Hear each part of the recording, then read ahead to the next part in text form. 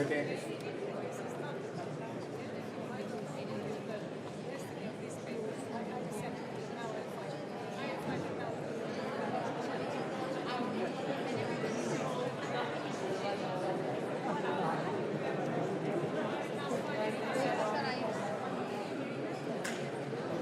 que llenar los huevos con lo mismo.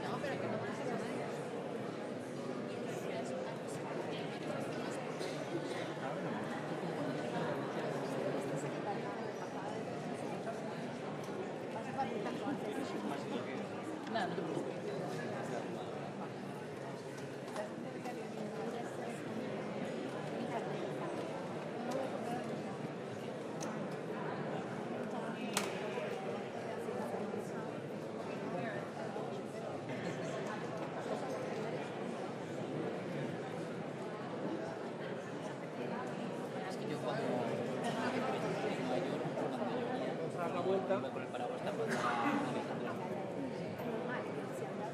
Ahora, sea un compañero.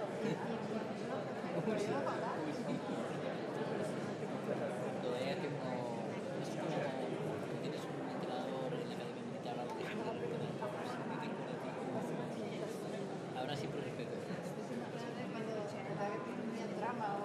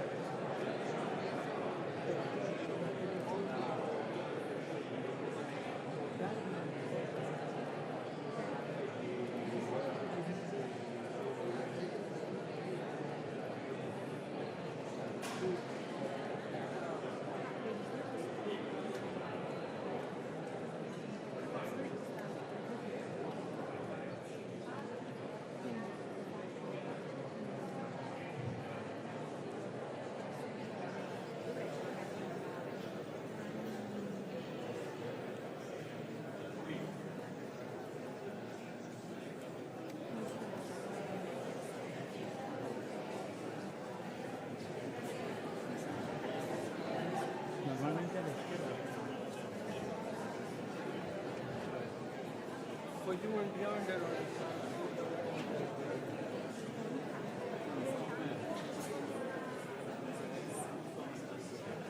I have to put it in the...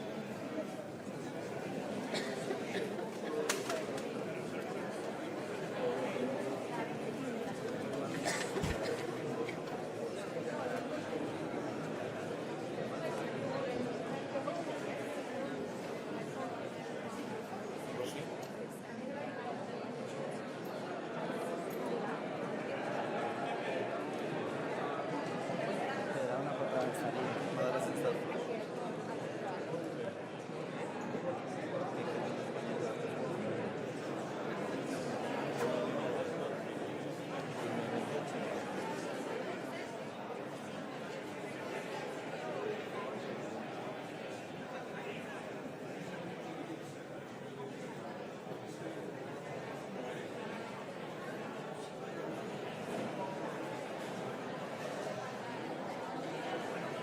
Víctor, Víctor.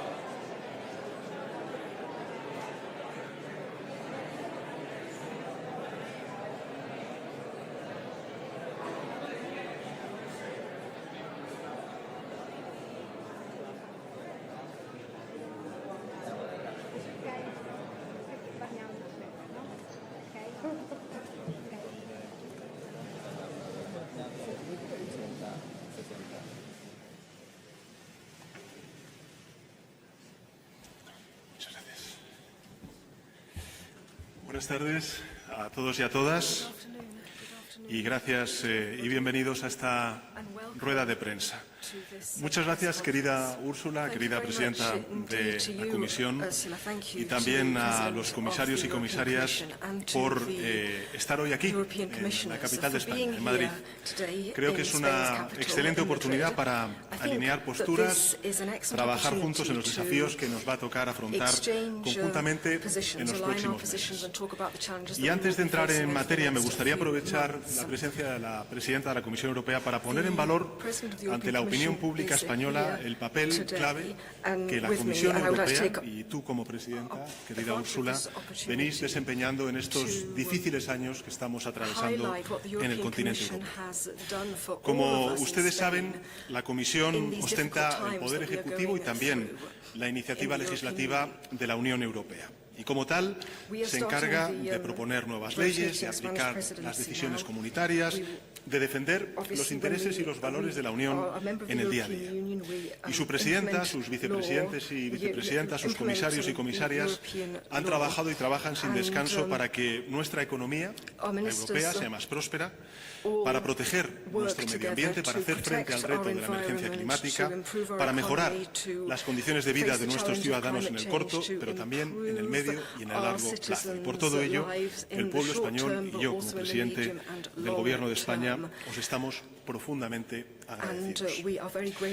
Estarán de acuerdo conmigo en que esta Comisión Europea ha estado a la altura de los desafíos que hemos tenido por delante. Incluso cuando las circunstancias se lo han puesto, y nos lo han puesto a todos, muy difíciles. Miro hacia atrás y recuerdo las muchas crisis a las que nos hemos enfrentado juntos. Recuerdo los largos días y también las interminables noches en las que trabajamos codo con codo para lidiar con una pandemia pandemia felizmente superada, la de la COVID-19, ahora la invasión rusa en Ucrania o en el verano de 2021 la caída del gobierno afgano. Y en aquella ocasión España, como saben, acogió el hub europeo para recibir a los refugiados y a las refugiadas, sobre todo a las mujeres afganas. Un acto de responsabilidad y de solidaridad que la presidenta de la Comisión Europea, en la visita que tuvo ocasión de hacer a Torrejón, a la base militar de Torrejón, dijo que España era un ejemplo del alma europea. Y quiero que sepan los comisarios y comisarias y también la presidenta de la Comisión que con ese mismo espíritu es con el que afrontamos ahora nuestra presidencia rotatoria del Consejo de la Unión Europea. La responsabilidad que recae en nuestras manos es inmensa, somos conscientes de ello. Europa se está enfrentando a nuevos desafíos, también dentro, pero fuera de nuestras fronteras. Y para superarlos, la inacción no es una opción. La Unión necesita hacer cambios, tomar decisiones, adoptar medidas, avanzar en definitiva, y debe hacerlo bajo nuestra presidencia, que será la última plenamente operativa del ciclo legislativo, ya que las elecciones del Parlamento Europeo, como saben, se celebrarán en mayo de 2024 y, por tanto, estos 6 meses van a ser muy importantes para avanzar en toda la acción legislativa. Somos muy conscientes de ello. Por eso, lo primero que le he transmitido a la presidenta de la Comisión y al Colegio de Comisarios es que el Gobierno y el pueblo de España van a cumplir con su deber, con nuestro deber. Vamos a actuar como un intermediario imparcial, que es lo que nos corresponde, facilitando acuerdos, coordinando debates constructivos, impulsando todos aquellos expedientes que sigan abiertos, con el objetivo de cerrar el mayor número posible antes de que acabe el mes de diciembre. Pero además queremos perseguir 4 ejes de acción que consideramos especialmente prioritarios y, sobre todo, en este contexto tan complejo como es el que estamos viviendo. Y me permitirán un breve repaso de los 4. El primero de ellos, lógicamente, es el presente y el futuro de Ucrania. La agresión rusa lo que ha hecho ha sido sacudir los cimientos de la comunidad internacional, de un orden internacional basado en reglas, y nos ha devuelto preocupaciones y también viejos fantasmas que creíamos superados. Pero el mundo entero debe tener claro que no vamos a retroceder ni un solo paso, que la Unión va a apoyar a Ucrania mientras dure esta invasión y que lo hará también en la larga y próspera paz que llegará después, esperamos más pronto que tarde. Bajo nuestra presidencia vamos a seguir defendiendo a Ucrania en todos los ámbitos, por supuesto el político, también el financiero, el militar, el humanitario, y vamos a seguir acompañando a Ucrania en su camino a la adhesión, observando los pasos que marcará la Comisión Europea en su informe de otoño. Europa y Ucrania juntos hasta la victoria final. Y así lo hemos acordado en el seno de las instituciones y así se lo transmití personalmente al presidente Zelensky y al Parlamento ucraniano el pasado sábado en Kiev.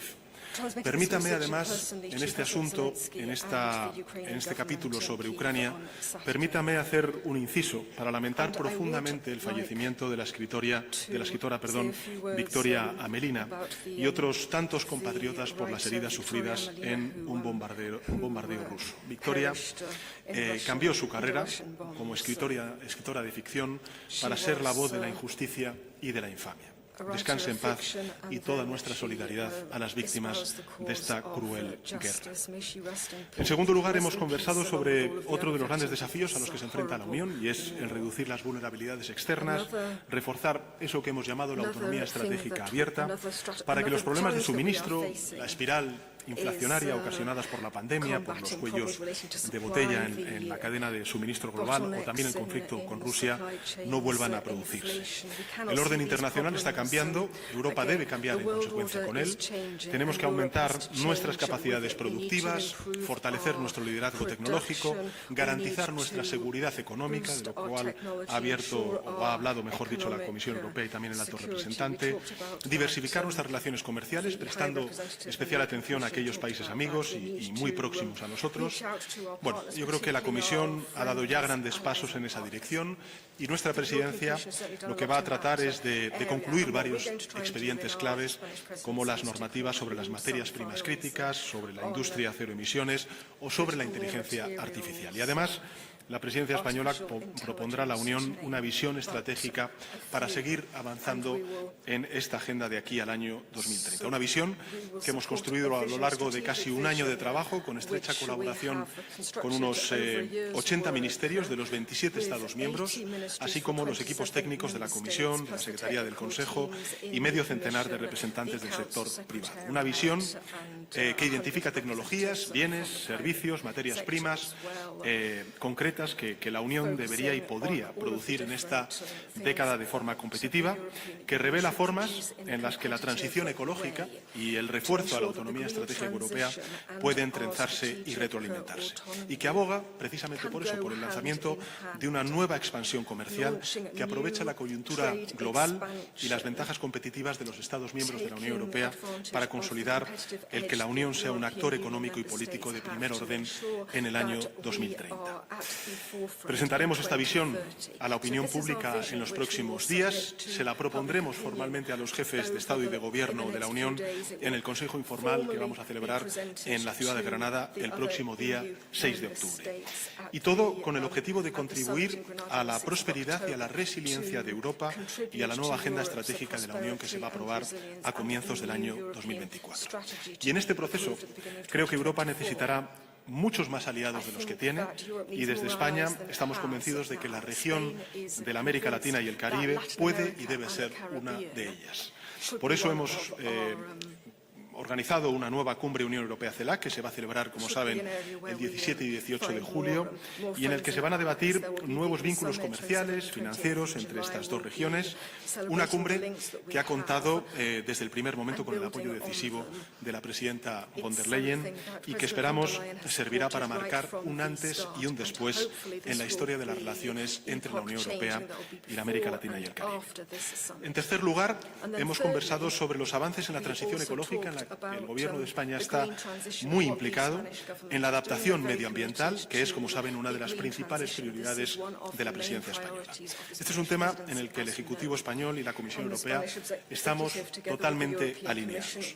Ambos sabemos que la mejor forma de actuar contra la crisis climática no es negar la evidencia o mirar para otro lado, como proponen algunos, sino afrontar el reto y convertirlo en una oportunidad para reindustrializar nuestro continente, para crear nueva economía y para crear nuevos empleos. Y por eso vamos a seguir trabajando para lograr un acuerdo sobre la reforma del mercado eléctrico y agilizar la tramitación de los expedientes vinculados con el llamado paquete Fit for 55 y la economía circular.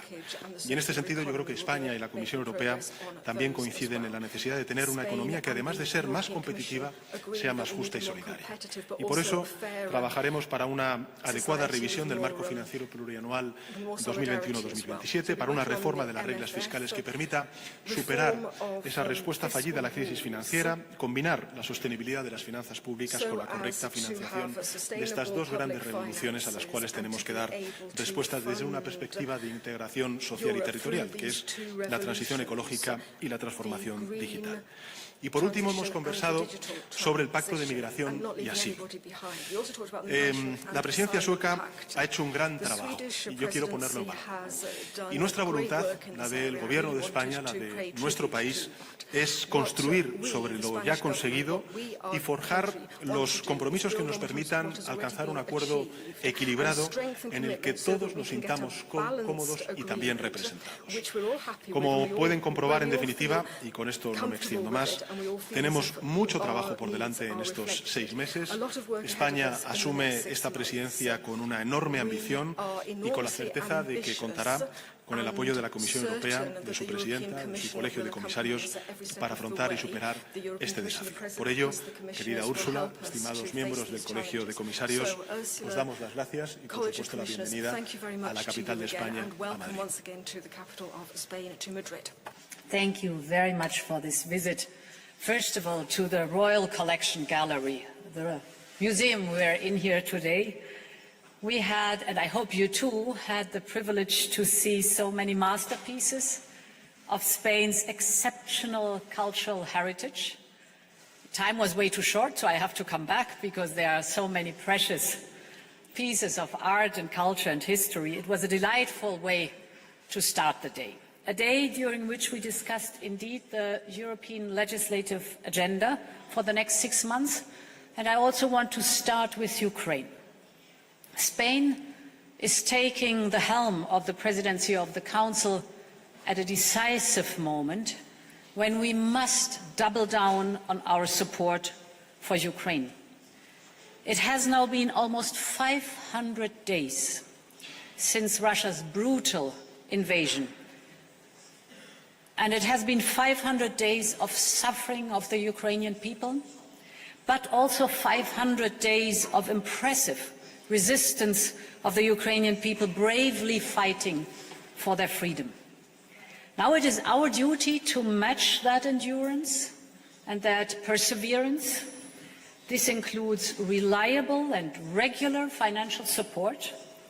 Therefore, we have put forward a new facility for Ukraine as part of our proposal for a revised EU budget. It's about 50 billion euros until 2027 for budget and for repair. And we are very much counting on the Spanish government for government support for our proposal on the MFF revision by the end of the year. This funding will also support Ukraine's reform efforts. Ukraine is working hard to progress on their EU path, as you all know, and this despite the atrocious war. So the Commission will present the progress report on enlargement, and the Spanish presidency will have to steer very skillfully these very important discussions on Ukraine accession path in the fall. On top of this, we must continue working on all other strands to support Ukraine. First, the sanctions, to keep a high pressure on Russia while cracking down on circumvention. Second, providing the Ukrainian forces with what they need to be successful on the battlefield. We have been delivering military equipment to Ukraine. We have been stepping up efforts to jointly procure for urgent supplies. Now we need the Spanish presidency to secure swift political agreement on the so-called Act in Support of Ammunition Production. It's a long name. In short, the abbreviation is ASAP, so that we can deliver more ammunition to Ukraine and at the same time replenish our own stocks as well. The third point for Ukraine is on accountability. Today, the International Center for the Prosecution of the Crime of Aggression starts its very important work in The Hague. It is documenting Russia's war crimes so that they can be brought to justice. And finally, and fourth, we need to advance the work on the use of proceeds from immobilized Russian assets. As you know, the Commission will come forward with a proposal on this soon. We know that Ukraine needs the funding, but also important is that the world needs to see that such horrific crimes cannot go unpunished. This is in very short the agenda for Ukraine. In parallel, of course, we must continue to deliver on our European agenda, on our policy work. And I will start with the competitiveness of our industry and our economy. It is the first priority of the Spanish presidency, and rightly so. We can be proud of Europe's leadership in innovation, but if we want to keep a head start in the global tech race, we need to nurture it. We need to improve our capacity to manufacture innovation at scale. And we need to send a very strong message to the industry that Europe is the place to do business. That's our triple purpose. That's what we have been doing with a number of proposals. And that's what we need the Spanish presidency now to fast-track forward. On the agenda is, for example, the Green Deal Industrial Plan, with the Net Zero Industry Act, with the Critical Raw Materials Act, and more recently, we call it STEP. It's the Strategic Technologies for Europe platform, which is also part of our MFF proposal. Our European agenda includes also our digital proposals, in particular the Artificial Intelligence Act, which we need to conclude, and, very important, the agenda includes the reform of the EU's fiscal rules. We have proposed to revamp our economic governance framework. So we want to stimulate reform and investment while ensuring fiscal sustainability. Here again, we count on the Spanish presidency to steer and to conclude it by the end of the year. All this work on promoting our competitiveness will create good jobs, and it will create growth. And it will make our economy more robust, and it will make it more resilient to risks. In sum, it will strengthen our economic security. Economic security is the word that increasingly is an important topic for Europe and our international partners. And here too, we count on the Spanish presidency to take it forward, the economic security strategy that we have presented. Not only do we have to use the existing tools that we have developed, but also we have to discuss new ones. And it means, crucially, that we need to build strong partnerships across the world. And that is where Spain, with all its global clout, can really make a difference. I very much welcome the emphasis the Spanish presidency puts on trade and cooperation in the presidency program. We already have an important event coming up. It was mentioned, it's the CELAC summit, mid-July. It's the first such summit with Latin America and the Caribbean since 8 years, and a lot is at stake. I cannot refer to all the topics that are on the agenda, but most importantly, we want to push forward our EU-Mercosur trade agreement. We want to push it towards the finish line. We have a key agreement with Mexico that we want to finalize too. So I here too count on the Spanish presidency.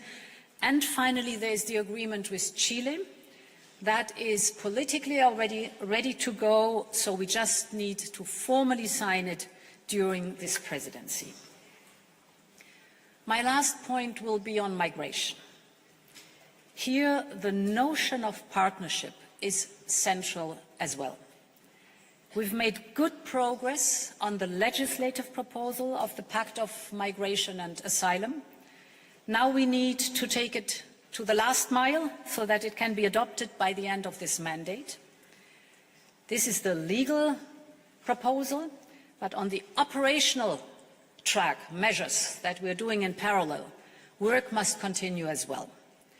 In particular, by forging comprehensive partnerships that invest in the economic stability of key countries of origin and of transit. In this respect, for migration, we have proposed a very targeted increase of 15 billion euros as part of our MFF review. All this is crucial during the next 6 months, so a lot of good work ahead of us. The important dossiers that are to be finalized, we know that sometimes it's just the last mile to go, but sometimes this is also the most difficult mile to go. Therefore, I'm glad that I can count on the Spanish dedication, the Spanish leadership, and the Spanish deep European spirit. I'm very much looking forward to the Spanish presidency. Muchas gracias, Presidenta. Y ahora damos paso a las preguntas de los medios de comunicación.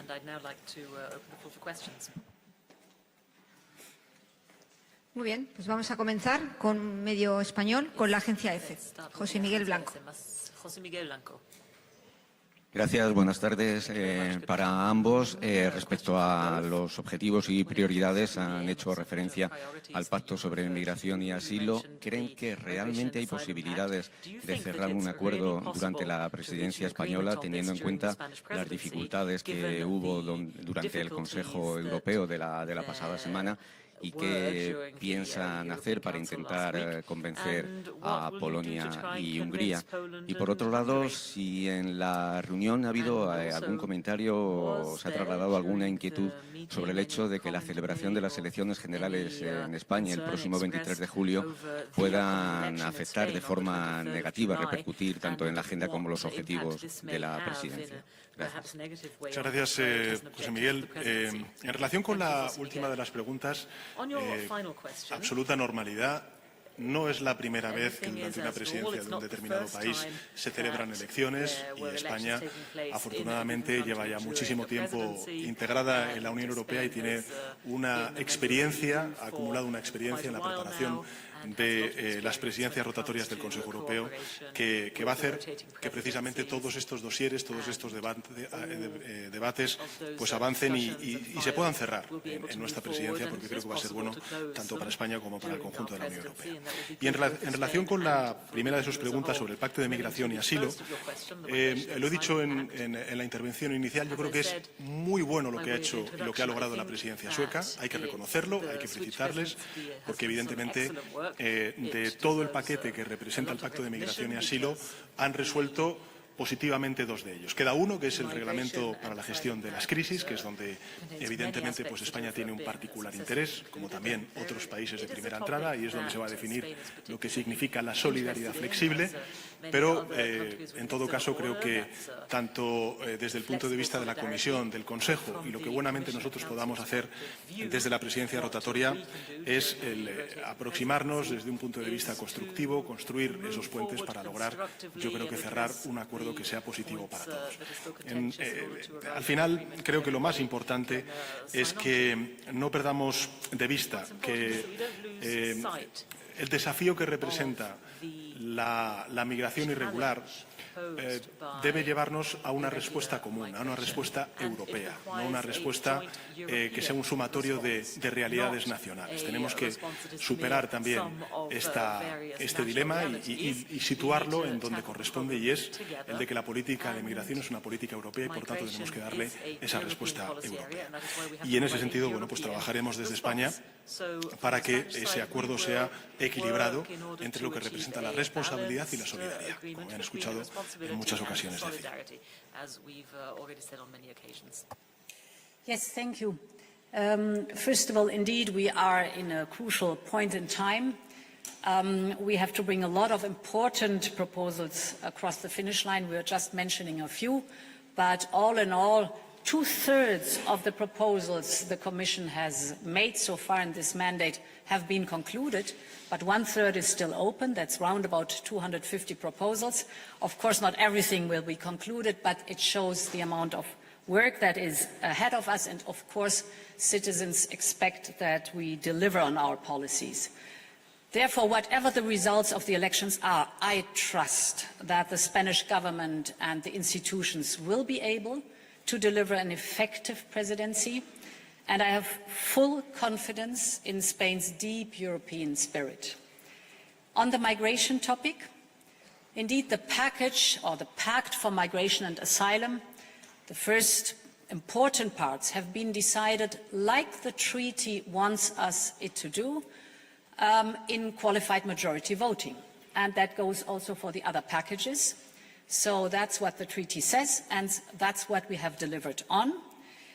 This is the legislative track, and I'm very confident that we will be able to conclude it, because what is still missing, because the atmosphere in the European Union is indeed that we've all understood this needs a European answer, and therefore we want to move forward together with this legislative proposal to finalize it.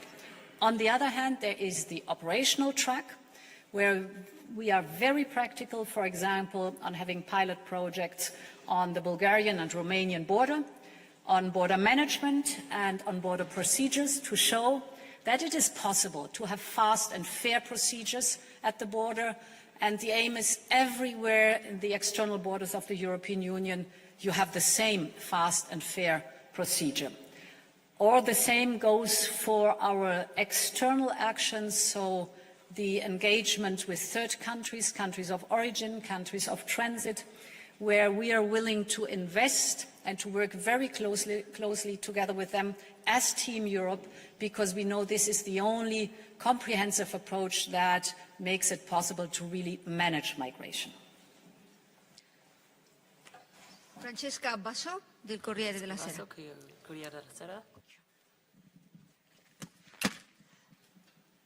As you mentioned, there are many files that need to be completed, and I'm thinking of migration, of course, but also of the EU budget review, the Growth and Stability Pact, and the files linked to the Green Deal. So what are your expectations?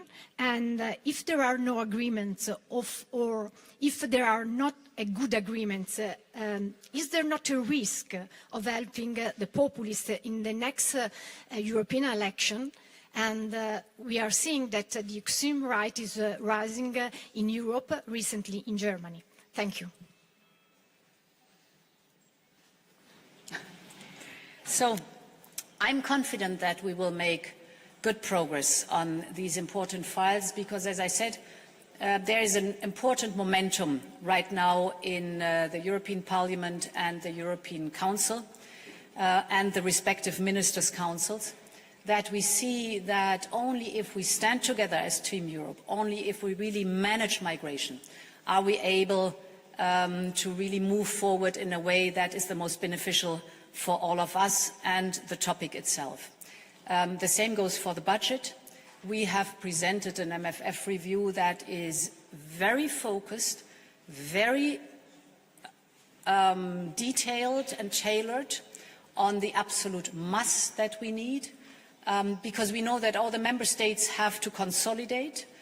What are the three topics we are asking for? It is predictability and reliability in the funding of Ukraine beyond 2023.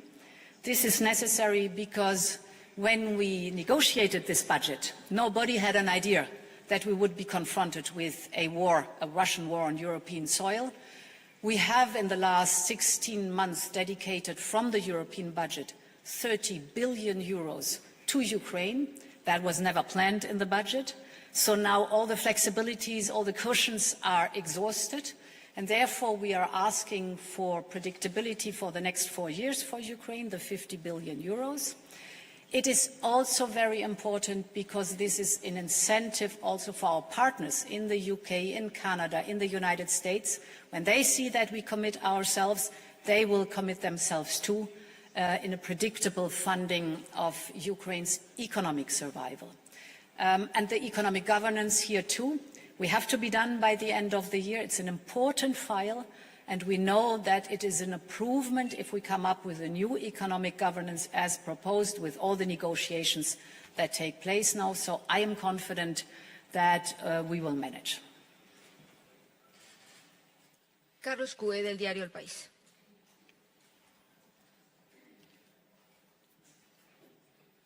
Muchas gracias. Sí, para los dos, hablaba antes la señora von der Leyen de una mayoría cualificada.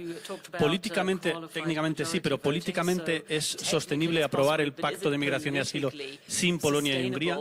Eso está encima de la mesa. Y quería que la compañera preguntaba antes, pero yo quería una reflexión de los dos sobre el asunto de la extrema derecha y su crecimiento dentro de toda la Unión Europea. Estamos viendo en Alemania, en Francia, en Finlandia, en España también. ¿Hasta qué punto les preocupa este ascenso de la extrema derecha que pueda acabar con el trabajo que ha hecho la Comisión y la línea que ha seguido la Comisión hasta ahora? ¿Hasta qué punto les preocupa ese ascenso? Gracias. Bueno, muchas gracias, Carlos.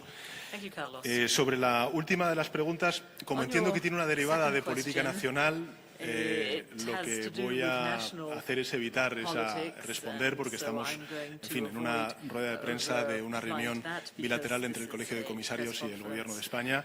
Habrá ocasión de poder hablar sobre ello en otras ruedas de prensa y tendremos a lo largo de las próximas semanas muchas oportunidades para poder fijar posición sobre esta cuestión. Sobre la primera de las preguntas que ha hecho, bueno, es que está en los tratados. Quiero decir que no hay mayor legitimidad política que la de cumplir con los tratados y ser conscientes de que efectivamente existe esta posibilidad de ir avanzando en expedientes que han estado durante mucho tiempo pues guardados en un cajón y que ahora mismo tenemos una opción real de poder cerrar, como es el Pacto de Migración y Asilo. Y en ese sentido, bueno, pues yo espero, como decía antes la presidenta de la Comisión, que podamos cerrar este importante dossier en este semestre de presidencia española.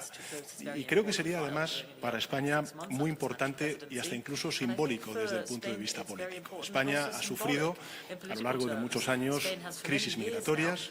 Afortunadamente, en estos últimos años, la ruta del Mediterráneo occidental es la ruta que menores o mejores registros de control de esos flujos de migración irregular está teniendo del conjunto de rutas que existen en el Mediterráneo, y eso también pone en valor la política migratoria que hemos hecho conjuntamente con la Comisión Europea, ¿no? De coordinación, de cooperación, de nunca olvidar que hay, como usted me ha escuchado en muchas ocasiones decir, una dimensión exterior de la política migratoria y, por tanto, de cooperación y de colaboración entre Europa y los países de tránsito y de origen, que creo que debe ser también de inspiración para que podamos llegar a ese acuerdo, ¿no? El que un país de primera entrada, como es España, o en primera línea, como es España, pueda ser, bajo su presidencia rotatoria del Consejo de la Unión Europea, quien logre este importante pacto de migración y asilo, creo que también demuestra la responsabilidad de un país como el nuestro. I want to reflect a little bit on your question, what the extremists are concerned. I think important is for us to deliver on our policies. And I think in a changing world, it is also crucial for us to give confidence and security in these times of change. That must be the hallmark of our policies. If you look at extremists, whether it's the right or the left, they are looking back and they fear any kind of change. We, the democratic groups of the center, we have to show that we have a clear idea how we want to address change that is happening. Climate change is a fact. We have an idea, we have a vision on how to address it and how to tackle the difficulties, but also how to tap into the opportunities that are, for example, the new technologies, the innovation that is behind it, the possibility to show that you can have growth and prosperity while cutting emissions, that you can have prosperity while protecting nature and the environment. The war that Russia unleashed in Ukraine is a fact, and it causes many suffering, a lot of suffering and many troubles to us. But there's also the momentum in it that we as Democrats have to show, and that's what we're doing, that we are confident that we will defend the UN Charter, that we will defend the international law, that we will strengthen the principles that are enshrined for good reason in the UN Charter of sovereignty and territorial integrity. So we have to deliver on our policies and show that we have a vision and an idea how to tackle the problems of change that happens, but also to turn them into opportunities. Finally, Mark Pieperkorn, the Volkskrant. Work or not? Yes, now it works. Good afternoon. Thanks for this invitation. Mark Peperkorn, Volkskrant, Netherlands. My question is about enlargement, because you both mentioned Ukraine. It's not only Ukraine, of course, which needs to reform, it's also the EU. Now, Mr. Sanchez, you will have this meeting in Granada in 3-4 months' time. So could you maybe share with us your ideas about how the EU should reform? And then I mean about the size of the budget, where the money is spent on, where it comes from, size of the Commission, the Parliament. And maybe I could ask the same to Mrs. von der Leyen, because especially if you're aiming for a second term, you will have to deal with it. Thank you. Well, thank you for your questions. I would say that enlargement is on the table. This is true, and of course there will be a debate on the institutional reform, the resources, the common agricultural policy, the cohesion funds, and so on and so forth. But I think the most important question that we must answer is how do we foresee the European Union in the coming years? What are the goals? What is the strategic nature of the European Union in 4-10 years' time? And from my point of view, but this is my point of view, I do believe that we need to move forward a more federalized European Union. We need to share more policies. We need to share more sovereignty. And we need to find common responses to common challenges that also our societies and countries are facing.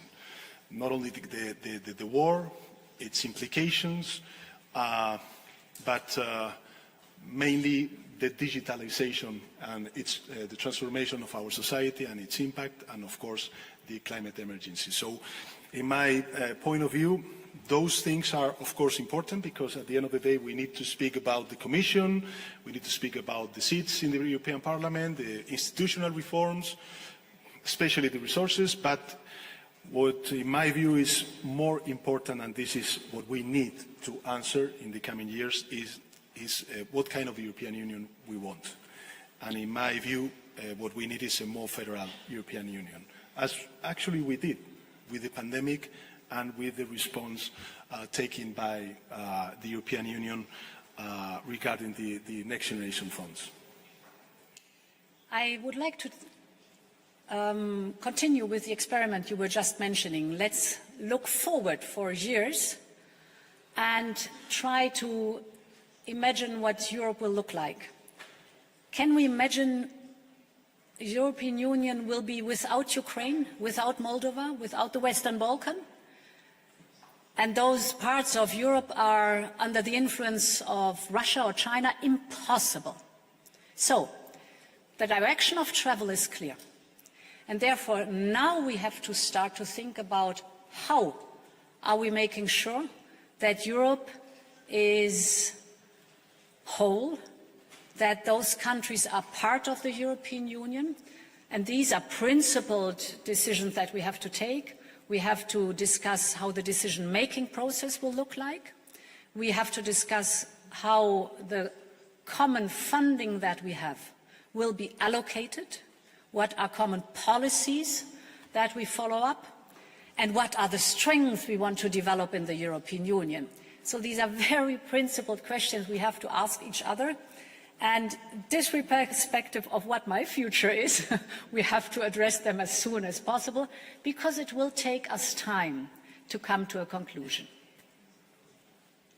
That's it. Muchas gracias. Muchas gracias. Thank you very much.